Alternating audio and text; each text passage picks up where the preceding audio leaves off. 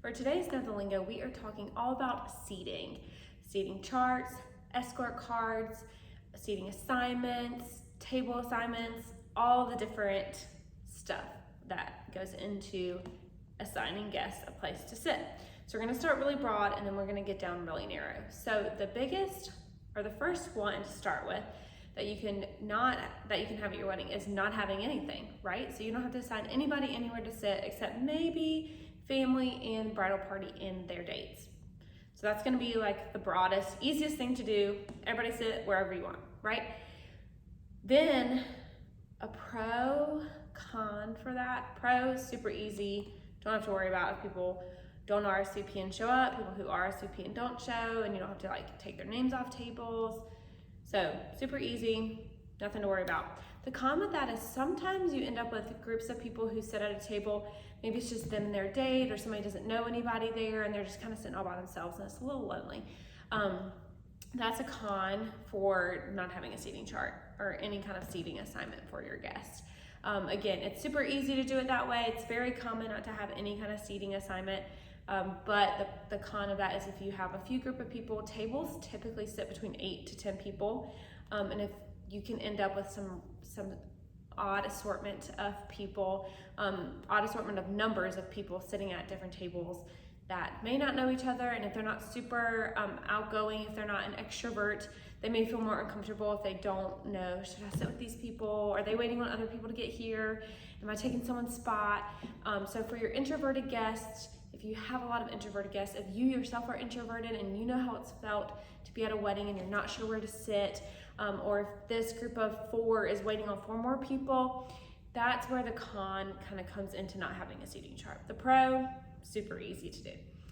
The next one that we see is a little bit, still broad, but not as defined, which obviously that's what broad means, is gonna be assigning tables to people, but not assigning the actual seat. So we see this a lot where you just have a table chart and it's like Allie Walker, table 4. And that, when you are planning, anytime you're gonna assign people to tables and or seats, you should be giving your planner and potentially your catering staff a table chart and a seating chart. So table meaning like table layout and then who's at each table. We ask our clients for seating charts alphabetically and by table. So if I'm at table 4, on one document, I'm going to be listed at table 4. On the next document, I'm going to be listed under W. So that way, your planning team can, if someone comes up to them and says, hey, I don't know, I didn't see my name on there, do you have me on a table? We can instantly find their last name and then go to our table layout and find where table 4 is. So that's going to be a great way if you do have a lot of introverts that we mentioned earlier who you want to sit them at the same table with either other introverts or a couple of good extroverts who are good at pulling introverts out of their shell, or just really outgoing, fun people. Or if you have a lot of people from the same state who may or may not know each other, or like here in Anderson, you may have a bunch of friends from Greenville, they may not know each other. Put all your Greenville friends together. Put all your college friends together. Put all your mom's family and friends together. Put all your dad's, his parents. You know, you can kind of group people up by how they either know each other, may know each other, or their interests.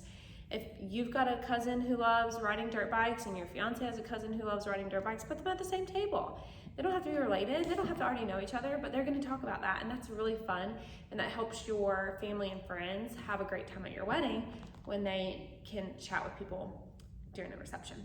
Okay, so super broad, no seating anything. Minor, may in the middle, minor broad, is going to be just table assignments. Then the next one that is super specific is seating assignments at the table. So not only does it say, Allie, you're at table 4, but Allie's gonna be at this chair at table 4. We see this a lot when it is a smaller wedding and there have been menu options, and then their name card is at their seat with like a color dot for chicken or beef or vegetarian, whatever the options are that you gave them. That really cannot be changed. We try really hard when we have couples who do meal options. When you sit down, we don't want to be moving this person to that person because the catering staff typically walks through and they're like, okay, table 4 has 3 chicken, 2 beef, 1 vegetarian, so 6 people, or 7, how many, whatever number that just added up to. I think it was 8. But you know, they're walking around and they know that this server is gonna put down a chicken and a beef, but if y'all get up and move around, it doesn't work out well. So we ask that you kindly not, if you're a guest and you want to switch your table around, please don't do it until after food has been served, and then you can get up and move. It doesn't really matter after that. But that's going to be, again, super specific. Their name card is going to go ahead and be at their seat. You can still do a really pretty table chart over at your cocktail hour or in the entrance to the reception, but you'll want that at their actual seat.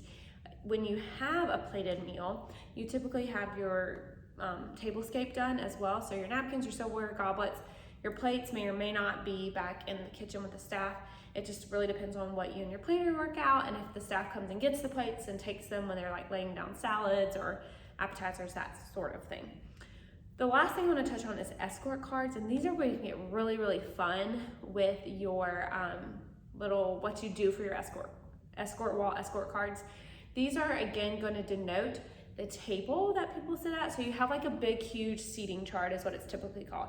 And that's going to be by table number, or you can do it by last name. And again, have all the A's and the B's and the C's. Like, always do it by last name if you're going to do it that way.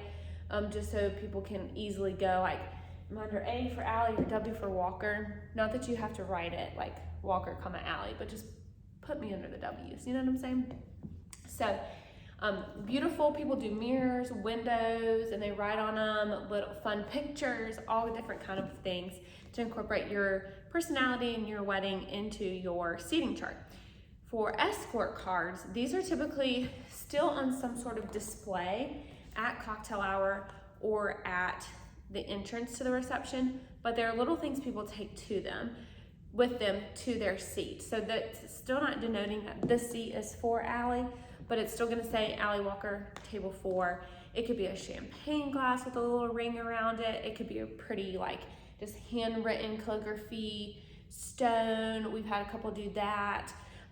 It could be their favor. They could take their favor. It could be their koozie, whatever, but it just has their name and their seating number. So that, or their table number. That's an escort card or wall, whatever you want to do. An escort is going to escort somebody to their seat. So when you're thinking of a seating chart, that's just a chart, tells people where they're going to sit. An escort card or tag, champagne, whatever you want to do for that is going to escort them, and they will take it with them to their seat. Depending on what it is, sometimes they do, sometimes they don't take it to their seat, but if it's an individual item, they will more than likely take it with them. So that's, again, where you can do their favor. You can just do something fun, a champagne wall, any other. Some people do little cute little plants, like Plant Love with us, and they can take a little plant with them. So whatever is your personality, a coffee bag, whatever you and your fiance are into, we highly recommend using your escort card or wall to incorporate more of your personality into your wedding day. If you have any questions about seating charts, seating assignments, plated meals, escort walls, escort cards, anything like that, put them below and we'll be sure to answer.